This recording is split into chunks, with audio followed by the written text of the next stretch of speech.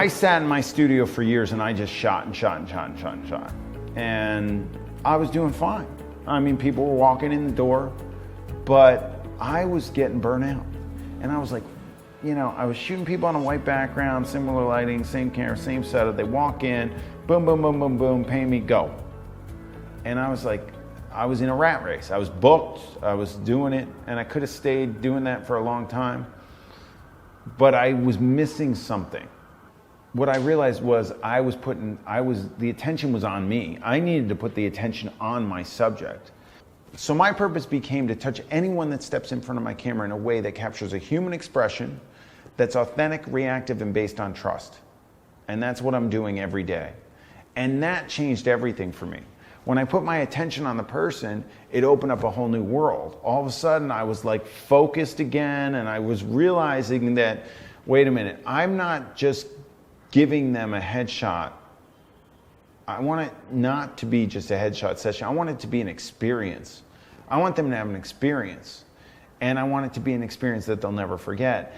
And to me, then the actual headshot or picture that they use simply becomes a byproduct of the experience that I had the opportunity to give them because they were in front of my camera. Cameras are so powerful. Do you know you have a powerful tool that you're wielding in your hands that is affecting the person in front of it like you would not believe? I don't care what anybody's going on in their lives that day. When they get in front of your camera, you have got them 100%. You've got their thoughts, you've got their brain, you've got them. No, for some reason, human beings, we really want to look good. And if we're being recorded, we're hyper aware of it. That does a couple things. It does a couple major things. One, it makes things really strange for the individual that's getting photographed. People get weird. Their face changes. Their body language changes. Their whole demeanor changes. It changes everything. Guess what? It's the best thing that could have happened. If it didn't change, right, then why would they need us? Anybody could take that picture. You worried about all those people picking up cameras? You know that the number one hobby in the world is taking pictures? What about the guy down the street who just got a DSLR? I don't care. Because I got a skill set that guy doesn't have. People change when they get in front of cameras, and guess what we get the opportunity to do? Change them back. Give them an experience. I'm going to show you how, right? So when I focused on this every day, this was what gave me the most fulfillment and allowed me to really understand that, yeah, the headshot that they get is great, but they've learned something about themselves. I've taken time out of their day that is valuable time to them and to me. I've never had anybody walk in front of my camera and say, Peter, you know, I know you're really good, but why don't you pull back the throttle today? You don't have to work so hard. Make me look good. Don't worry about it. Never one time did anybody say that, right? Everybody wants to look their best.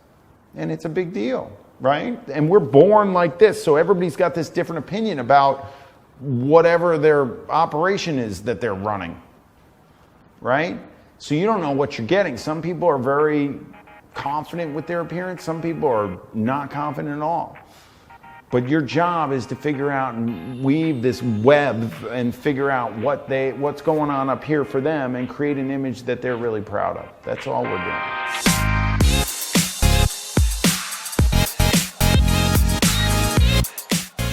I have a lot of energy when I'm shooting. I expend a lot of energy. I need a nap after I shoot. I get crazy with people. That's the way I do it, you know. But I'm not like that 100% of the time. And I'm not like that with people who can't take that kind of energy. We're gonna talk about that. I call it the chameleon approach. I can go down and I can be chill. If somebody comes in and they're quiet and timid and shy, I'm gonna go low. I'm gonna break it down. I'm gonna be real calm with them. Somebody comes in with a lot of energy, I'm gonna bring my energy up. I'm like, let's go. We got stuff to do, let's go. So since you're teaming up with a human being, there's gotta be a connection. There has to be some sort of connection. You're shooting a headshot, you're very close to, you got this big camera in their face, You have to make this connection. How are we going to do that? There's a couple ways you're going to do it. I'm going to give you a couple techniques right now. The first one I'm going to give you is, I call it the chameleon approach. And it's basically fine-tuning your personality to match theirs. I've done it for years. I've done it for a number of reasons. You could do it from the first moment that you pick up the phone and hear their voice. You can do it from the minute they walk in the door. A lot of times I used to do consultations with people, and I would do it in the consultation to make sure I secured the booking.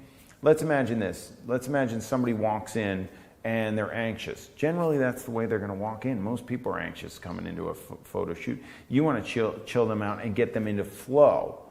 And you want to shoot while they're in this flow. In order to get them into the flow, you've got to get the anxious and the nerves to settle down. In order to do that, you got to make a connection. My energy's big, right? All the time. If somebody comes in and they're timid and shy, and I'm like, don't worry about it, we're going to get this. I'm going to just get in here and hang up your clothes and let's go. They're not going to be so confident with me, right? So I want you to imagine this. That person that comes in timid and shy is like a fine piece of thread silk, right? What we're trying to do is we're trying to build confidence in them. So we want to build that silk up to a string, and that string and turn it into a rope, and the rope to turn it into a chain. So when they're a chain, I can be Peter Hurley. I can be like, let's go, because I can say anything to them because I built them up to that, right? We're always building confidence. We're never trying to take confidence away. That's why when you tell somebody who's a fine piece of thin silk, you don't want to break the silk, right? You're never going to break the chain, but you don't want to break the silk. When you tell those people to relax, guess what you did? Did you build their confidence by saying relax? You draw attention to the problem. Boom, you just broke the silk. So when somebody's a fine piece of silk, I treat them very like kid gloves, right? They come in, hi, how are you? Great, how are you doing?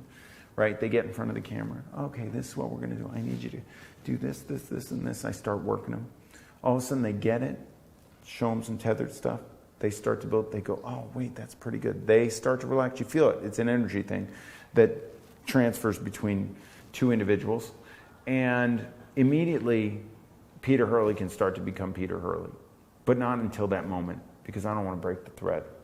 I want to build the thread to the string, to the rope, to the chain. When the chain is there, bombard them with whatever you got. Nothing's going to matter. Once you've got good pictures on your screen and you've showed them, that's why tethering is such a huge thing for me, immediately you're building that confidence. And this entire process, this entire tutorial is about building confidence not only in you, but in your subject. You know, I just realized when I would have people come in and if I didn't bring my energy down, then they wouldn't book me. And I'd be like, why didn't that person book me?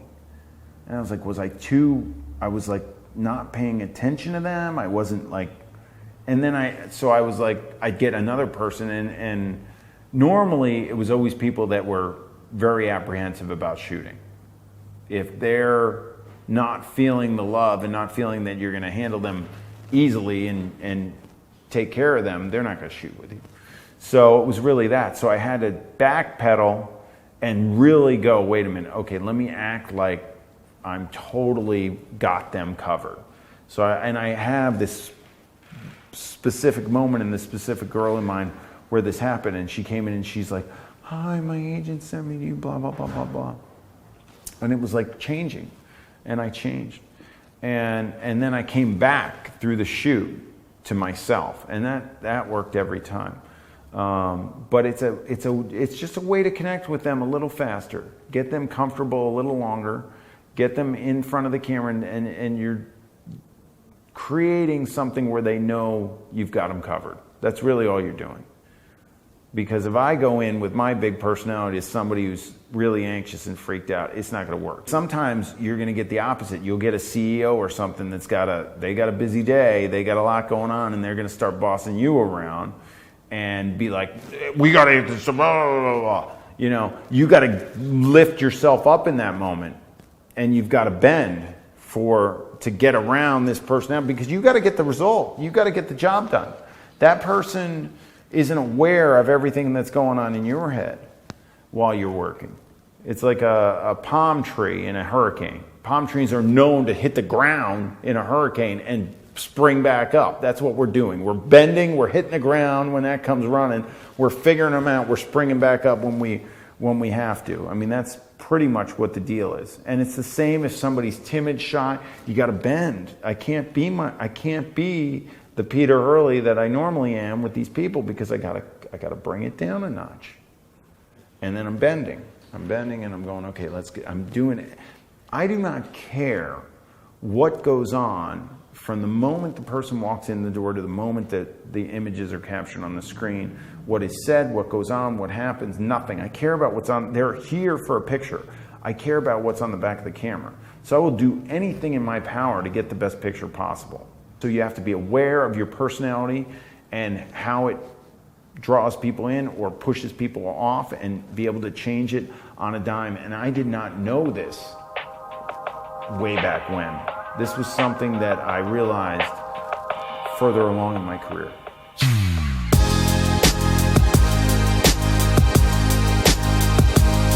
So you see me shooting with some fancy schmancy lights that I designed that I love. My flex kit's amazing. I'm flipping out about it. My thing is that I started my business and everything I did with natural light. I didn't understand lighting. Lighting was scary to me. It was like a big, elephant in the room when I got lights started and started fiddling with them, and I was just flying by the seat of my pants trying stuff. So I felt the most comfortable with my working with natural light.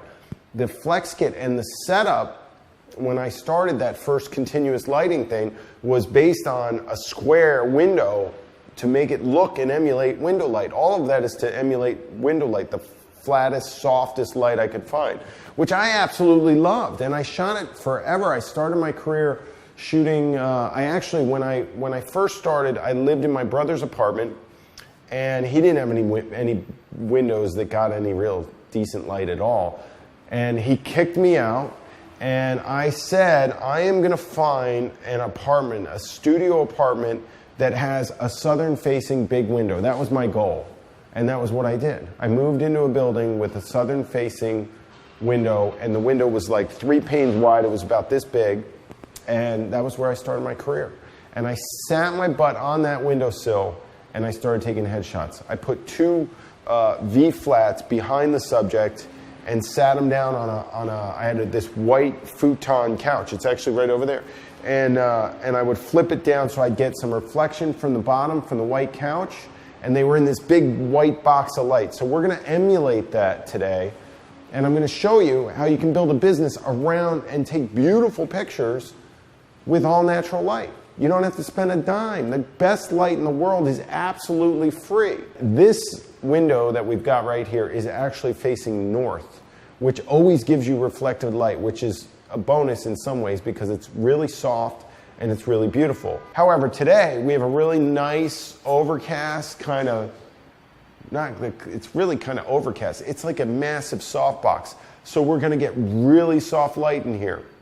If you are going to get into this and you want to build a business around consistency and get a natural light thing going, I think you want to look for the biggest window you can find that either faces north or south. I think that's going to be easiest, because if you go east and west, you got the sun coming up in the morning, the color temperature's changing throughout the day as it is.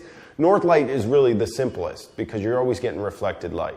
South light, you got the color temperature changing throughout the day, and the angle of the sun changes depending upon the month or time of year. It's much lower in the winter months here, and then it goes higher in the summer, and it's like top down heavy. So you got to figure this out as you go. I just got back from Australia, and I was completely confused because the sun was in a different side. I was freaked out. So it was like I realized, and you have to go down there to realize this, or if you're from there, you understand that everything I said is reversed, right? Southern light's very soft. You got it. Okay. It was a little bit of a mind little crazy thing that I had to deal with when I was down there. I was like, what's going on?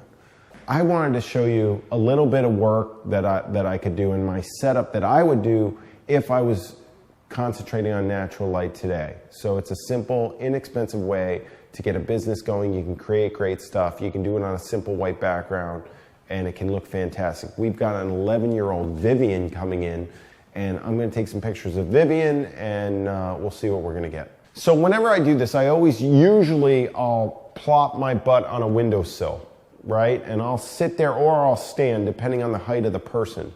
I used to put people on a couch and they would be lower, like kneeling or sitting on a couch, but I found that I always stand people now because I like elongating the body, and I move them. It's easier to move them if they stand. So she's 11, so she's probably gonna be at a point where I may be able to sit there. It depends how tall she is.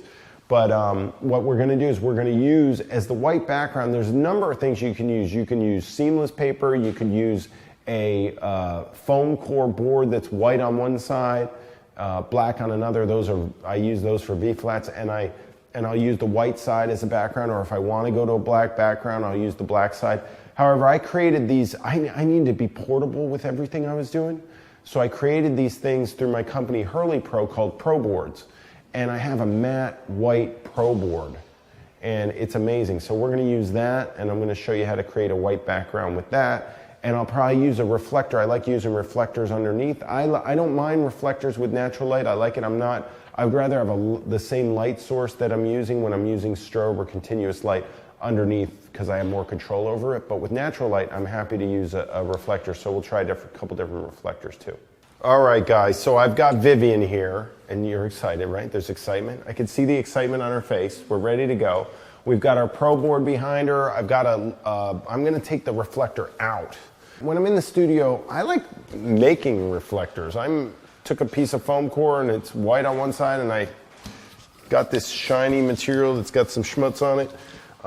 And I like testing both sides of it. I also have a Profoto reflector, which we'll show you, and I use my tether table at this juncture as to hold that, so I can adjust it on a tripod and I can angle it exactly the way that I want.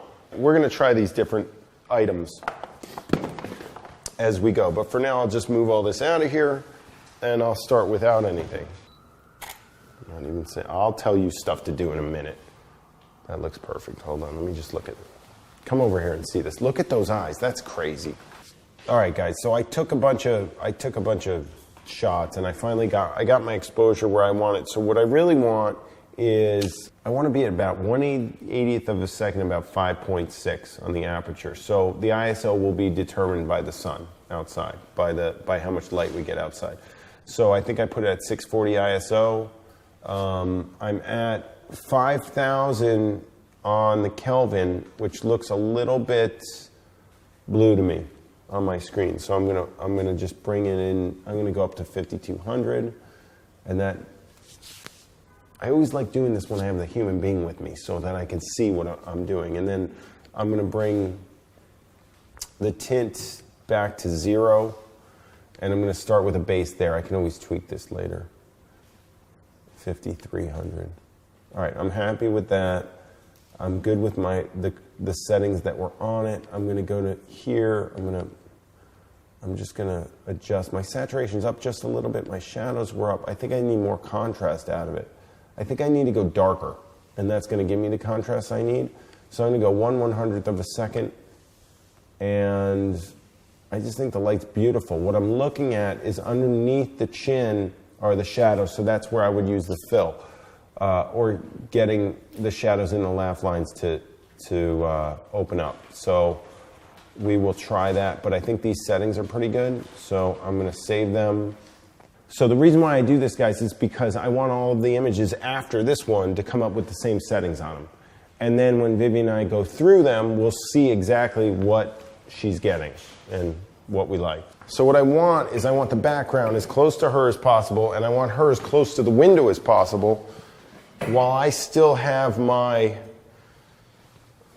camera at around my mark of 92 millimeters, which is right about here. So let's see how that does. The background needs to be as close as possible to her so that it goes white. If it goes further back, then it's going to start to fall off. But using the inverse square law, it's going to go more gray. If I keep her real close to it, it will go very close to white. It's not going to be pure white, but it will be white enough. I like what you're getting already, but I know that I'm going to want that reflector underneath that chin because it matches my work a little bit better when I'm doing my other stuff. So let's bring in our little table. And what I'll do is I'll try different ones that I have here. So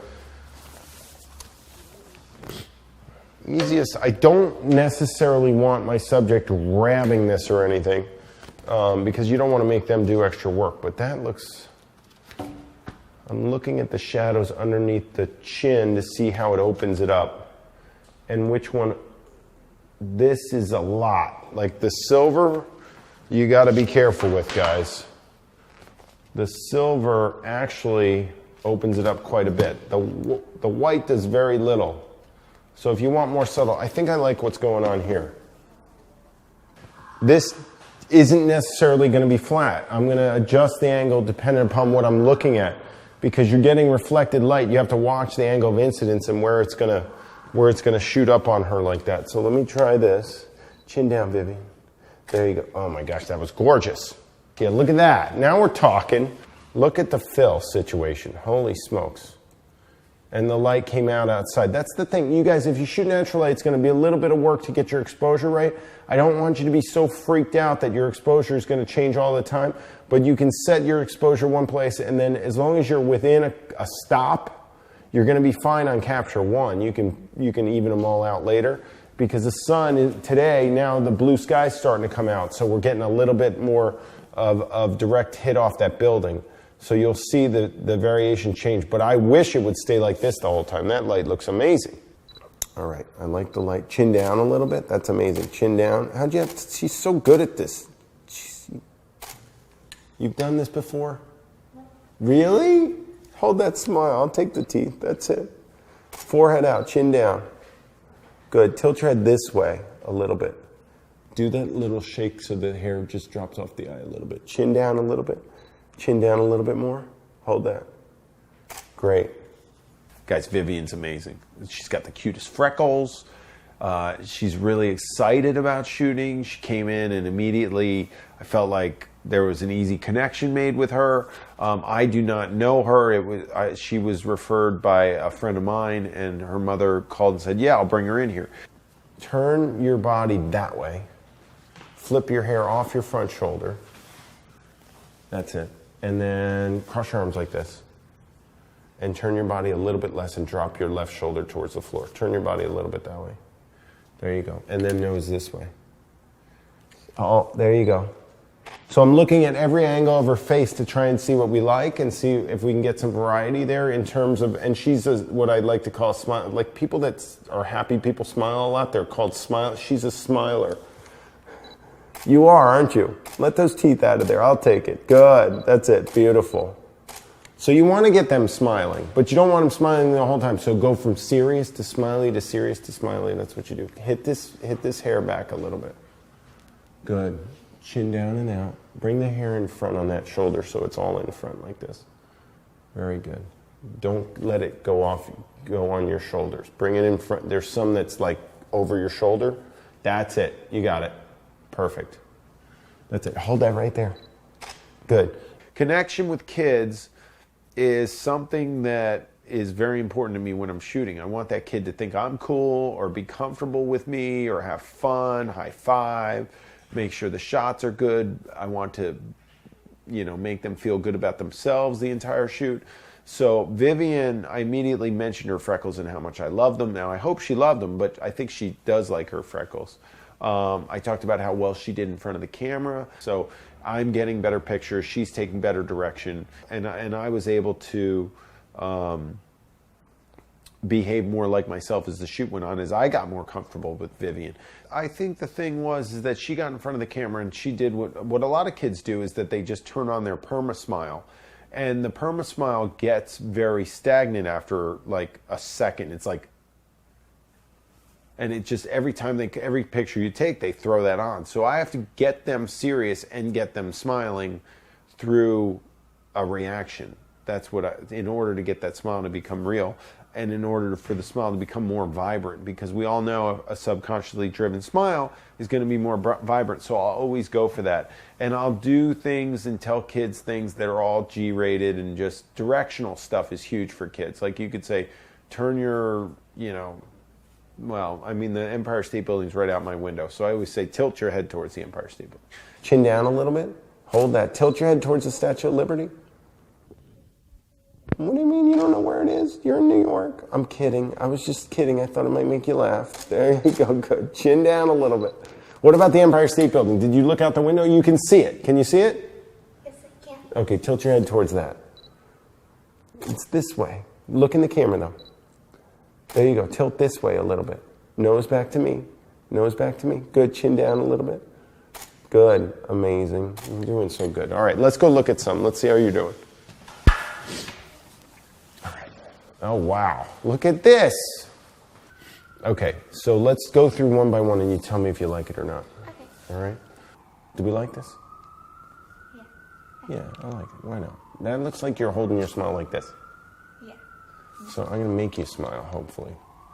The mom was cool, totally cool. Sometimes you get in a situation where the mom is not cool. Moms will get in the way of the shoot. They'll tell your subject what to do. Even, I mean, from anywhere from toddler to, 20-year-old or whatever. If the mom comes, it's usually not the greatest thing. So usually I get the moms out, or if they're cool, I let them stay, and I'll show them the images tethered after I've shot a look, and maybe they'll watch. But if they start interfering or saying anything, I always say this. I pretty much always say the same thing. I always say, look, I don't like people watching me. I get a little nervous, so I want to get warmed up, and I'd like to shoot your daughter or son or whoever it is. Do you mind waiting in the front room, and then when I get some pictures, I'll bring you in to show them to you? I blame it on myself. Am I nervous? No. Do I get apprehensive about them watching me? Yes, because I don't know whether or not they're going to give it a positive response or start barking orders at their son or daughter. I usually say it's about 80% bad when somebody else watches. I would say it's 70% maybe. Maybe I'm overdoing it. It's probably 70-30. 30% of the time, somebody in the room is good, they're helpful, they're really boosting the ego of the person that you're shooting so they feel better about themselves, or boosting their self-image. And about 70% of the time, they're not. They're just getting in your way. The organic things aren't happening, spontaneous things aren't happening, and they can get in your way. So you have to be careful with the other people in the room when you're shooting. All of a sudden, the cloud cover came in again, and we got more light coming in, bouncing off the sky. North light, guys, you can't beat it. So I'm going to bring this even a little bit darker. I'm going 500 ISO, 1/125th at 5.6. Chin down, Vivian. Okay, tilt your head a little bit this way. Chin down. Good, that's it. There you go. Flare your right nostril.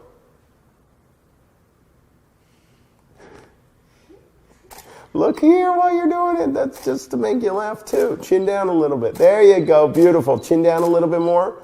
Good. That's fantastic. Can you try this? Give me brow pressure. Do you have siblings? Yes. What do you have? Oh my God. You have a brother. Does he annoy you? Give me a look you give him when he annoys you. Is he older or younger? He's older. Is he annoying? Yeah, he steals all my stuff. He steals your stuff? No way. Tilt the head this way a little bit. Oh my gosh. He's a troublemaker, huh? I want to go for kind of harnessing this light a little bit more and starting to bring her off the background. So I'm going to get the background to go a little darker, and I'm going to get the sides of her face to go a little darker by bringing in some V-flats, and we're going to try that and see how it looks, okay? Okay, I'm going to put you in a little box of the black boards are going to go right next to you like this.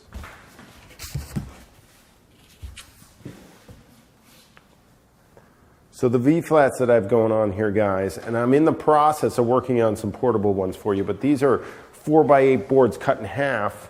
It's black foam core and with black tape, and it gets me my black the way I want. And I'm just bringing them in close to the face to start to shadow off the face. You'll see more fall off from the light. There's a little move. Now I've got her in this little black box that I've created. So when you see what it's really doing is it's giving me some some darkness on the cheek. I've got highlight in front now. I basically took a really flat light and I added more contrast to it, which is really nice. And Vivian's giving me a really beautiful look right now, so I'm just gonna take that, turn your body a little bit less, and now I've got, that's beautiful. Keep your body right there and then go nose this way a little bit. Hold that, perfect. So when we look at this and we look at when we brought the V-flats in, we know the V-flats are gonna do a couple things. One is they're gonna block light. Where are they gonna block the light? How are they gonna block the light? What's gonna be affected? Number one thing that's affected because we're blocking the light on the sides is that we're not getting as much light on the background. So you can see, if we just select two of these images and compare them, you can see that Vivian, the background's much darker in the shot on the right than it is on the left. In terms of the exposure on the face, it brought the exposure down a little bit. I could probably pump the exposure up a little bit in the shot on the right. It also, the biggest change is right here. Look at the cheek. I get more shadowing of the cheek. Usually it'll create a nice wrap around. So if I'm shooting a guy and I want to really try and shadow up the cheeks a little bit, that's when I'll bring the V-flats in. You can see that you're starting to get some shadowing on the cheek on Vivian. Again, just little tiny things that make a big difference when you're shooting natural light. There's absolutely no reason why you can't build your business around natural light. Look at these things. Piece of cake. Piece of cake.